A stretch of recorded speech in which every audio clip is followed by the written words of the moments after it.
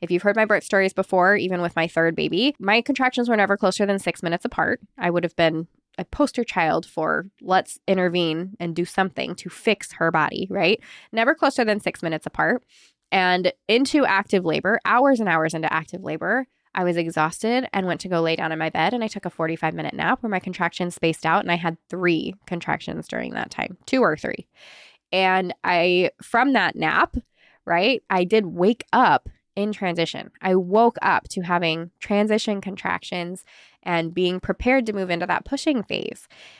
Now, if you do that in a hospital setting, I think it's really important if you know this, if you know that natural stalls occur, if you trust that your body is smart and it gives you the breaks that you need and that it's doing other stuff inside there that we can't see and don't quite understand when we're having these stalls, then we don't have to freak out and say, my body's not working, labor's not going to continue, I'm never going to have this baby, which is often how it can be treated. And that's just not true.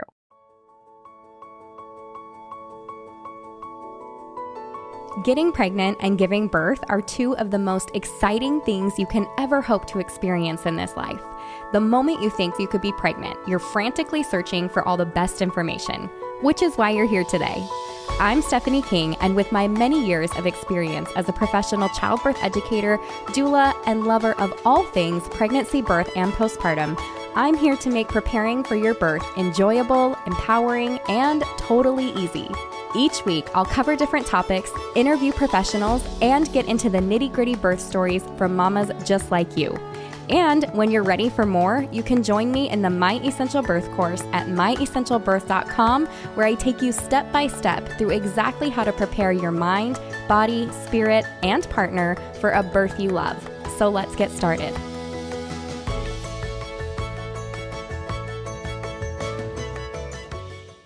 Lee Amanda May 184 is our reviewer of the week, and she says, so helpful. I've never written a podcast review before, and I binge podcasts all day. This has been so helpful in creating a birth plan and knowing what to expect. As a first-time mom, I only know what horror stories I've been told by others, and from all the research I've done, I feel much more prepared now and will most likely be purchasing the class from myessentialbirth.com. So thank you, Lee Amanda May 184. And I love that. If you are like her and you have not left a review yet anywhere, let My Essential Birth, let Pregnancy and Birth Made Easy, this podcast be the first place that you do that. Let's dive into today's episode. This is, I think as we go through it, some of you are going to be like, oh, wait, what? I didn't see that as an intervention, or yeah, duh, doesn't that, like, just, it's so simple. But I think there's the beauty in that, a big time amount of beauty in that. So let's talk about the 7 most common interventions that happen during birth. I think we can all agree that most moms want to have the best experience possible. That is why you are here listening along. And most of us, that includes having a low intervention birth.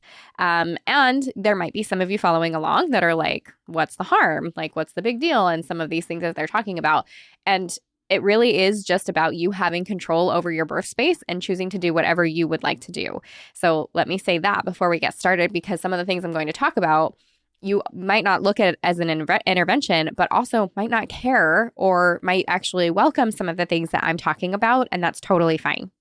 Now, let's start with the very first thing that happens, that moment that you get into triage. So you are in labor, you've made it into the birth space, either middle of the night and you went through the emergency room, or however you got to that labor and delivery floor. Probably the first thing that they're going to do is they're going to put you in triage, right? They want to put you aside for a moment, check blood pressure, anything else that they need to question at that time. They also want to make sure that you're in labor, which will look like different things in different birth spaces. I actually was just talking with a mom the other day that they did not admit her. They left her in triage until she was 6 centimeters dilated, which is kind of funny. I mean, it's not funny. It's funny in the sense that I have been saying for a long time, right? 6 is the new 4 for dilation in the way of like active labor, but they're starting to do that in some of these places now where they're like, we're not admitting you until you're a little bit farther into active labor, which I don't know how I feel about that, because when you decide that you're in labor and you come to the hospital and you're ready for that help, I think that you should be admitted for that help. But Either way, I think that is something to note or kind of have in the back of our minds that it is okay, safe, wonderful to be at home a little bit longer, labor at home a little bit longer, and really get into the go of things before you head into your birth space. But again, whatever is most comfortable to you, that's exactly what you should be doing. So the very first thing that they want to do is, well, one of the very first things is a cervical check before admission. So they want you in triage. They're going to keep track of contractions, make sure you're in labor. One of the ways that they check that is with a cervical exam.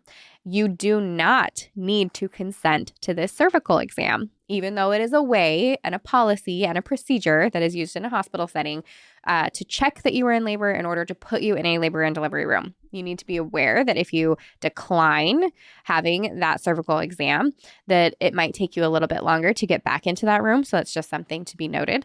But I've seen many times where moms come in fully in active labor and it's like, skip the triage room. We got to head straight to labor and delivery. So they know what they're looking for, having nothing to do with having hands in your vagina. But if you choose to have this done, maybe you're just curious about even how far along you are in the way of dilation.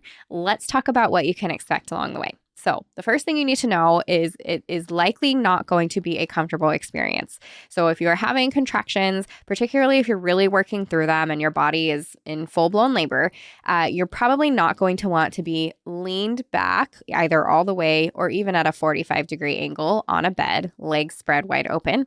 And they'll likely want you obviously undressed at that point too. So it just comfort level, right? But it can also be a little bit uncomfortable to have somebody put even gloved fingers gently into that area while you're having contractions. So you need to know that it might be a little bit uncomfortable. And then digging around down there, it can take them a sec. It can happen during or after a contraction. You can ask them to wait for that, but for a contraction to be over before they go in. But just know that after you have that exam, that it's likely you're going to get a couple really strong contractions right after that are probably not going to feel so hot. So that is just something that you need to know. It can be a little bit disappointing if you hear, for example, like if you've been laboring all night long, you're like 10 hours into that, after that first contraction, you've really been working through them. They're longer, stronger, closer together. And you hear that you are only, quote, only 3 centimeters dilated. Maybe for your mental space, you're going to be like, are you kidding me? I've been working at this for 10 hours. I fully expected that to be a 6 or a 7. Like, what are we talking about here? This is where I'm going to tell you that dilation is just a number. So if you choose to have this done, it is not a big deal, no matter what that number says.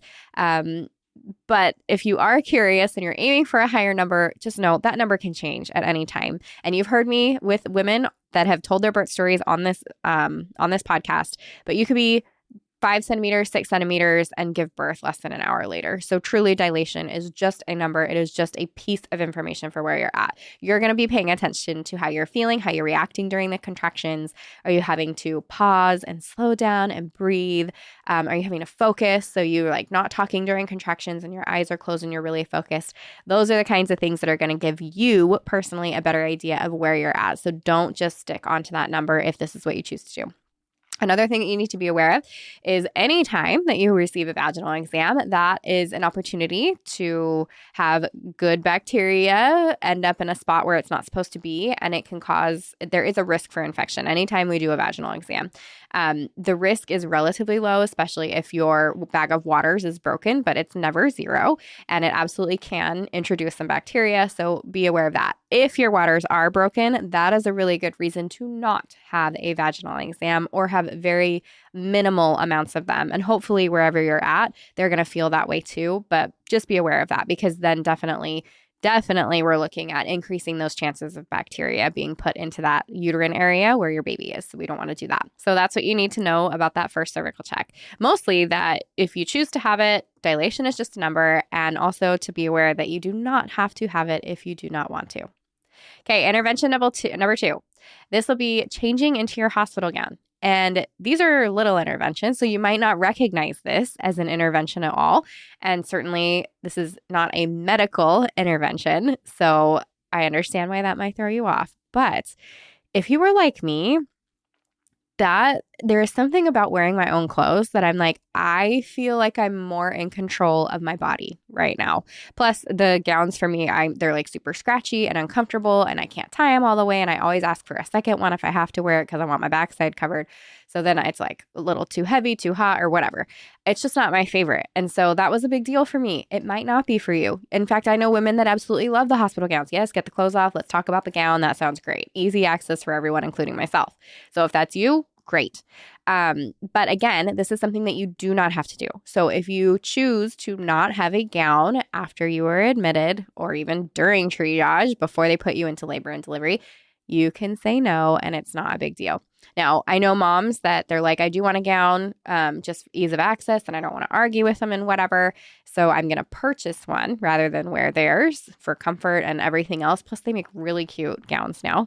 And that's an option too. So you can head to Amazon or wherever you want to be able to look up that information and grab yourself a gown.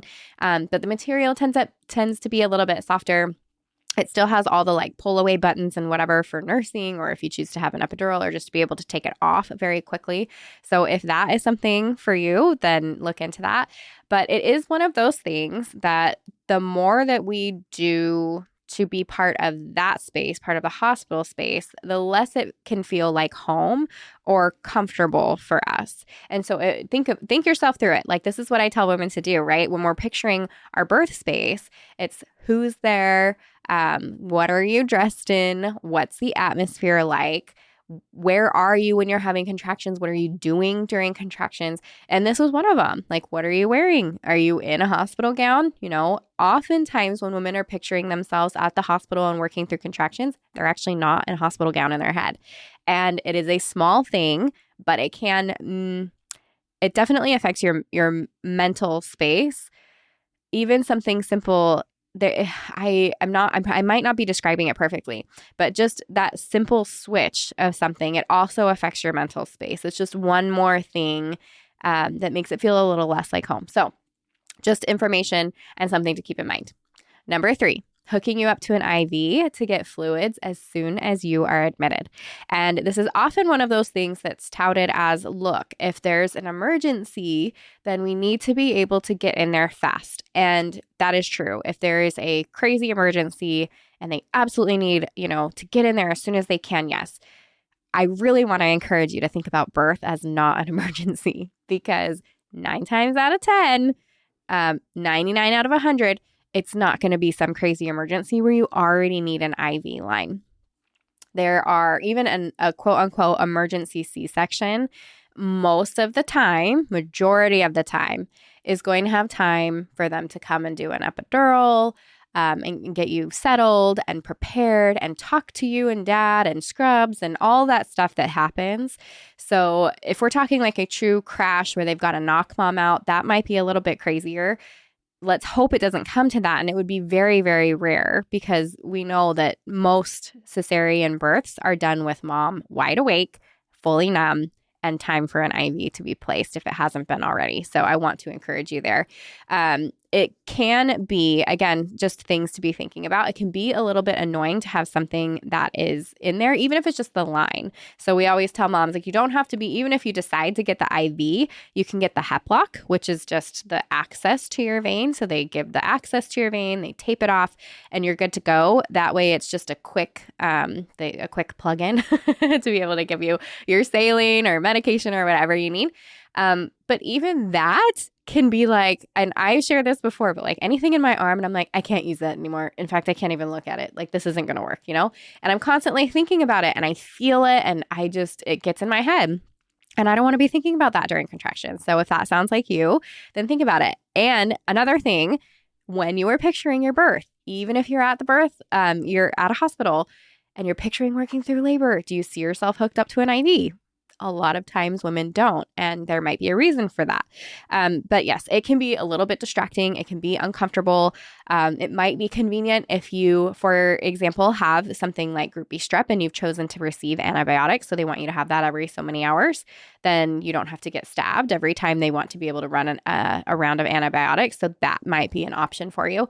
But either way, you have a choice and you get to kind of think and work through that. I will say that I have seen moms with and without. Some moms really don't care. They're like, yes, I want the hep block, have it in there, no big deal. Some moms even enjoy the IV fluids, and that's totally fine too. But for other moms, it can be really distracting. So like I had said, working through labor and working through a contraction. And in my head, even though I'm like truly focused on my body, I'm like, I can still see it even with my eyes closed. Like I know it's there, it doesn't go away. So yes, that might be a thing for you. Also needles, right? Like, as I said, birth is a very normal, natural process. It is not an emergency. Our bodies know what to do and how to work through it. And we give birth to babies all the time. And so it's just kind of one of those things that can be on the outskirts of making it feel like really natural and comfortable. And obviously, if you're not somebody who likes needles, then that's a whole thing too.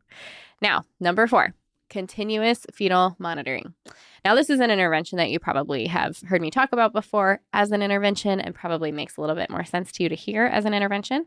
But it is an intervention in the way that when you have more monitoring during labor, studies have shown and experience has shown from my end and from other professionals' ends that you are more likely to have increased intervention past that point in the way of Pitocin or even onto a cesarean birth, which when a cesarean birth is necessary, they are wonderful, but it shows that percentage increases quite a bit to unnecessary cesareans. So ones that are caught that wouldn't otherwise be caught or wouldn't otherwise be an issue, that becomes an issue with the more monitoring that you do. If you have continuous fetal monitoring, that means that the baby is being monitored the entire time that you were in labor. That also means they want mom really close to or in the bed the majority of the time. Now, sometimes they have wireless monitors, and wireless monitors are good-ish. They still can cause the same issues of like more intervention, but then at least when you have the wireless monitors, you can move around and do other things. So there is some like Bluetooth technology that goes along with that and other things that can maybe cause some irritation or even kind of, I don't know, it affects the baby a little bit differently. But if you have those wireless monitors, a lot of the times you can even get into water. So if you want to be in the bath, if they have a birth tub or in the shower, then you still have that option. So that's great. But you also don't need it. Like, unless you do, right? There are situations where mom might need to have continuous fetal monitoring on that baby, and then you do it the best that you can. You talk about wireless monitors and positions and all that kind of stuff. But the tricky part with the monitors is if they're not picking things up right, then the midwives or the doctors or the nurses are coming in and it's really the nurses. The nurses are coming in and they're readjusting things, and that's not comfortable while you're trying to work through contractions. I've had moms several times where, they're like on the birth ball and they're working through a contraction. It's like nurse comes in, oh, we're not picking them up on the monitor. Hold on. And she's in the middle of a contraction and we're moving stuff around and trying to get it right on her belly. And it's like, just leave her alone. Let her focus on the contractions. Trust that it's a natural, normal process, that baby's doing fine, mom is doing fine, and let's move forward. Remember, this is continuous. So I'm going to talk about intermittent in a moment. There's also the internal fetal monitoring, and this happens, the bag of waters has to be broken, and I'm actually going to talk about that in just a moment. Bag of waters has to be broken, but they actually take an electrode, and it's a sharp needle. It looks like a small screw that actually gets attached to the baby's scalp. So if water's broken and for whatever reason they're not picking up the baby's monitoring as well as they would like, they'll offer the internal fetal monitoring. I remember they didn't even tell me when I had this done with my first. They said, we'd like to monitor them internally. And whatever they explained, I had no idea that they were going to, and excuse me for, I don't know, just for how I'm going to describe it, but kind of like screw something into the skin on my baby's head. Like, it really threw me off. But I didn't realize what had happened until after my baby was born, and they had like some scratches and scrapes on the top of their head. And I was like, well, what's this? And they're like, oh, it's the internal fetal monitor. And I was like, wait, what? And I don't know. It didn't register to me that they were going to be doing that. But anyways, bag of waters has to be broken. It's got like a little spike on the end of it, like a screw, and they kind of twist it into baby's scalp there. And I can't imagine that's very comfortable for baby. And anyways, so that is another option for fetal monitoring. But Intermittent fetal monitoring is where you can have baby monitored for like 15 to 20 minutes at a time, every hour or so, every 2 hours. Just depends on the hospital and your nurse. And I always say, like, if you can grab yourself a little bit extra time and they're coming in to do the monitoring, oh, perfect. Yeah, just let me use the restroom real quick and then spend a little time in there and, I don't know, make your way slowly back. But it gives them an opportunity to kind of like check on baby for a little bit and then not have to check on them the whole time. The other thing that you can ask for is, I don't want to wear the monitors. Can you just do the Doppler? Can you hold it up to my stomach so I don't have to have it on? It's really uncomfortable. Chances are they're going to monitor a little bit less because they've got other patients and other things that they're doing. And so that can help get you a little less time as well. But obviously, if there's reason to be monitored, then make sure that you are monitoring. Okay, intervention number 5, breaking your bag of waters. So this is something that can be offered at different times throughout your birth process. It's usually brought up in order to either, like I said, monitor the baby, but that's not as common as wanting to progress the labor. So whether or not you have come in for an induction, that is something that can be offered for a labor induction, along with Pitocin and a cervical ripener or whatever. They'll say if we break the bag of waters, it should stimulate contractions and things can get going. It could do that, or it could not. And just understand that once you break that bag of waters, now you are on a clock. Like it or not, they only want that bag of waters broken so long. It increases the risk of infection, especially when they're doing vaginal exams at the hospital. So just information for you guys to know about. Along with that, the other thing that women are told is it'll progress labor because baby's up high. And if I break that bag of waters, they're just going to come right down. And that is not always the case. I have seen it both ways. I have seen where they break the bag of waters and that does happen. Baby engages, contractions increase, dilation increases, and we move forward. And also I've seen it where they break the bag of waters, contractions become more intense, but baby's not coming down any bit. It doesn't increase anything. And now we've put mom on a clock and made her contractions a little less comfortable. Overall, nature breaks the bag of waters when it's time to break the bag of waters. So there is no necessary reason to be breaking the bag of waters. Your body will continue to dilate and progress and do everything that it needs to do without that manual manipulation of the bag of waters. Now, obviously, I'm talking about a full-term birth, so there are different situations that I will not get into in regards to that, but that's kind of information that you need to know about that. Typically, they want to see you, like once the bag of waters is broken, it's like a 12 to 18 hour window. Sometimes you'll see it pushed to 24, but it really depends, and so it is one of those things that increases that risk of infection. Now, number 6, Pitocin. Pitocin is certainly an intervention. This is something that we can see again during induction, like they'll use like a cervical ripener, like I had said, or a Foley bulb, which is something that helps dilate the cervix to a certain point. And then they use Pitocin and maybe breaking that bag of water. So Pitocin is the artificial form or synthetic form of oxytocin. And oxytocin is a hormone that our body creates, and it creates contractions. So when our baby sends the signal that like, hey, I'm ready to be born, our body starts creating larger amounts of this oxytocin, and oxytocin creates contractions. It's also known as that love hormone. So once baby's born, we have that flood of oxytocin, which helps us bond with our babies and also expel our placenta because it's creating those contractions. So it is a contraction hormone. So Pitocin is that artificial form of it. Now, I will talk about a couple of things with Pitocin. If it is used during induction, say that you are having an induction and it's just part of the induction process, even if you decided you didn't want to use, you wanted to try to get things going without Pitocin, but it's not moving, so you need to utilize it. Utilizing Pitocin, if they need to, if you would like, there is the option to turn it off at some point. So say that you're using it for induction and you need to get contractions going. Once your contractions are going, hopefully your body will kick in on its own and you can start turning down and even eventually turn off the Pitocin. That doesn't always happen, but it can, and I have seen that happen. And we have heard from women on the podcast, same thing, that it has happened. So that is an option. However, if it does not, if your body for whatever reason, maybe it's just not ready to be in the labor or whatever, it just decides we're not going to kick in on our own, then you do have to continue with the Pitocin throughout labor. And the tricky part can be once you turn it down, it takes a while to gradually climb it back up. So it's kind of it's not like an on-off switch in the way that they do it as far as creating contraction. So you need to know that. But it can be great, yes, if they're able to turn it off. Some women need it up high. Some women react to a very small amount.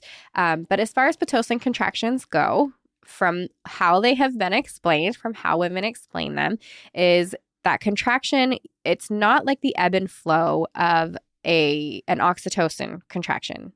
So oxytocin or contractions without Pitocin kind of go in this, like, if you're picturing like a hill, like it comes up on the one side, or a bell curve, right? Like up on the one side, down on the bottom. So you have time to kind of like, okay, the contraction's coming.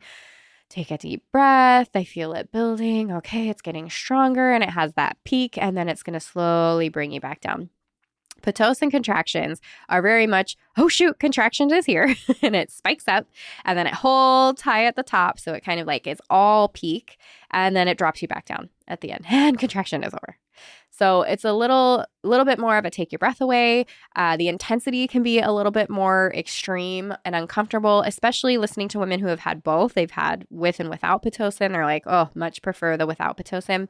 Some women do great with Pitocin and they don't feel that way, but I would say the majority, it is a little bit heavier of a contraction, a little bit more intense of a contraction.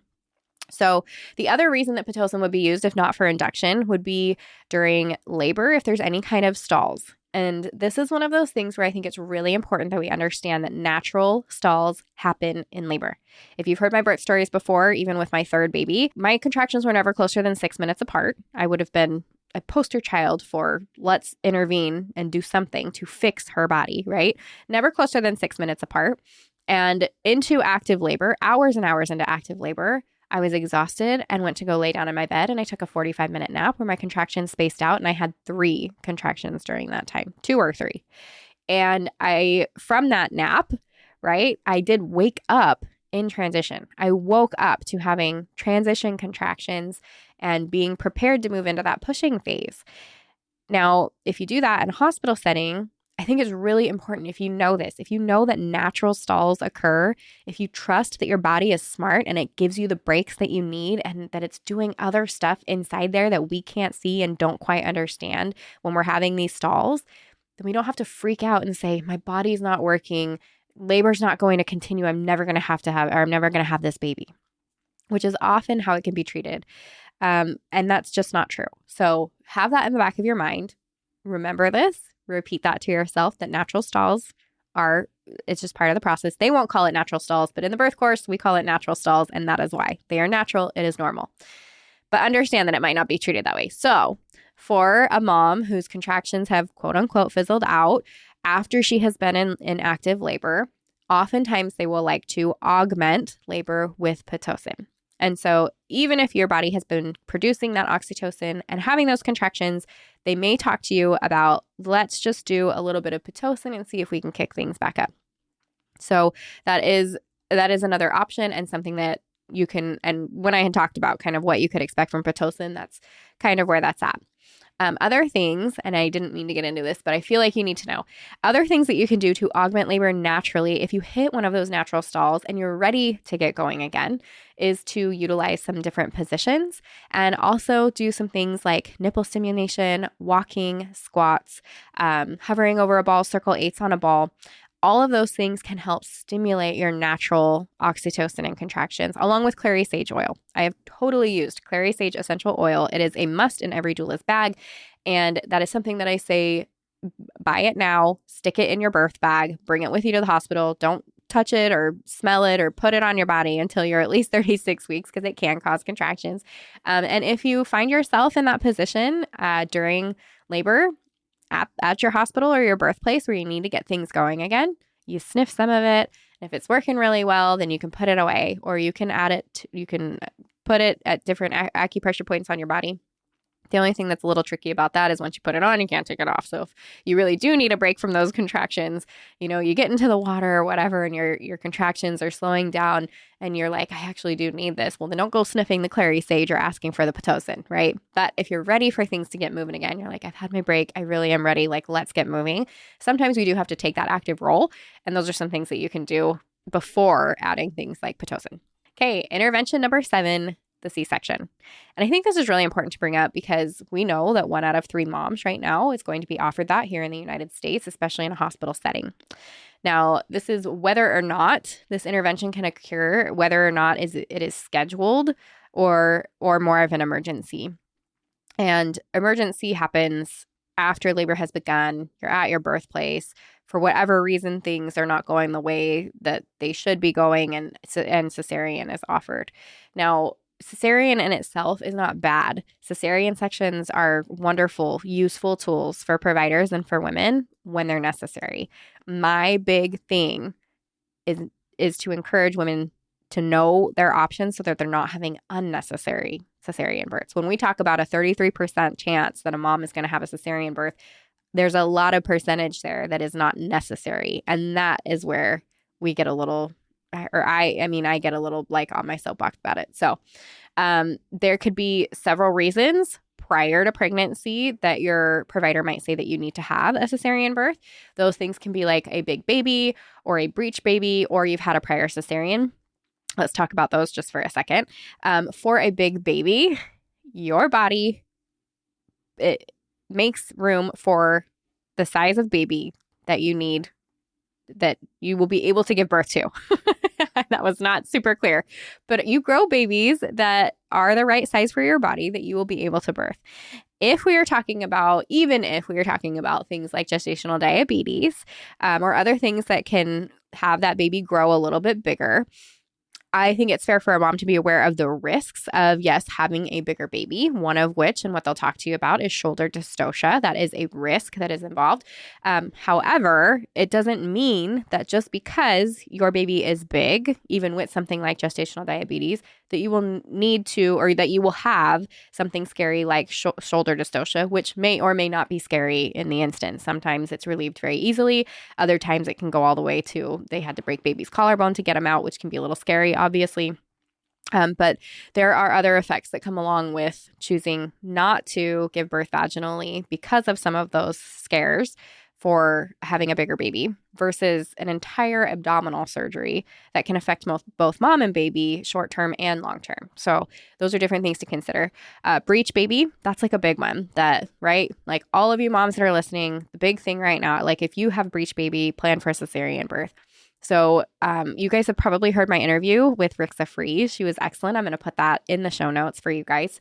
But we talked about breech babies. She goes all around the world teaching providers, teaching out-of-hospital midwives and doctors how to help women have vaginal births that have breech babies naturally, without any complication, with no big deals, and what a benefit it is for both mom and baby. So if this is you, if you do have a breech baby, and say you do or do not want to do some of the things that they recommend, like an ECV where they manually turn baby from upside down to right side, or I guess they are actually kind of turning them upside down, but it's the right side for them to be born, meaning their head down. Or, the chiropractic care or the spinning babies or whatever you feel like you need to do to get that baby to turn. Sometimes babies are born exactly the way that they're supposed to be born, and that can be a breech position. So if you're looking for more of, I'm actually fine with my baby being breech, and I trust my body, and I trust my baby, and I would like to find a provider that can support me in doing this, then head to that episode, and there I'll actually put some links in the show notes today. But she has places that they can send you to find providers in your area that can help you give birth vaginally with your breech baby. And that is certainly an option. I love, love, love that we are finding more and more over time, that hopefully this is a growing thing, that we will see many more providers that are skilled in the ways of breech babies. And then a prior cesarean. So this is meaning maybe you're looking for a vaginal birth after cesarean. Maybe you're not. But if you are here, I assume that you are looking for, even if you haven't had a baby yet, keep this in your mind for future options. But if you have had a baby before and it was a cesarean, I'm going to assume you know about vaginal birth after cesarean and the benefit that it is to mom and baby. So provided that, all things are well and there's no special reason that a mom would need a second cesarean birth, then it will really be about finding a provider that is not just throwing cesarean out one more time. There are actually great benefits and low risk to having a vaginal birth after cesarean if that is what mom desires. So keep in mind, too, that when we're talking about cesarean birth, this is a major abdominal surgery. They cut through all kinds of stuff when they are working to get baby out. They take your organs out and place them on pans, and they go in and they have to get baby, and baby doesn't get to go through the birth canal, which if you need it, it is wonderful that it exists. But there are benefits to baby going through the birth canal, expelling things out of their lungs, the amniotic fluid that they're in touch with, and the vaginal fluid that they're in touch with. All of that can be a great benefit for both mom and baby. So as well as understanding that there are risks associated with cesarean birth, risk of infection and being able to take care of your baby postpartum. I remember it was like so neat when I had my vaginal birth after cesarean that I could just sit up in bed. I remember thinking like, whoa, that was awesome. Not to mention walking around all on my own, holding my baby, no pain. Not no pain, but, abdominal pain, not pain when I'm coughing and sneezing and all of that. Like it really is a very different recovery for both mom and baby. And there are benefits for mom and baby not having to go through that as well, including like their digestive system and their lungs and asthma and all these kinds of things that we're learning about now. But anyways, those are the interventions. Those are the 7 most common interventions. I hope that you enjoyed today's episode. If you guys have any questions or comments regarding it, always shoot me an email, hello@myessentialbirth.com, or hit me up on Instagram @myessentialbirth. For those of you that are here and you're listening and you enjoy this information, I would love if you would come join me in the birth course. So that's myessentialbirth.com. You guys can dive in at any time, and we would love to welcome you. I will see you next week. If you loved what you heard today, the very best way to support this podcast and help other moms to find it is to leave a quick review. I read one at the beginning of the episodes, and I would love for yours to be next. And if you're ready for even more pregnancy, birth, and postpartum goodness, come join me in the My Essential Birth course at myessentialbirth.com, where I will hold your hand and walk you through pregnancy and birth step by step so you're totally prepared for a birth you'll love. See you next week.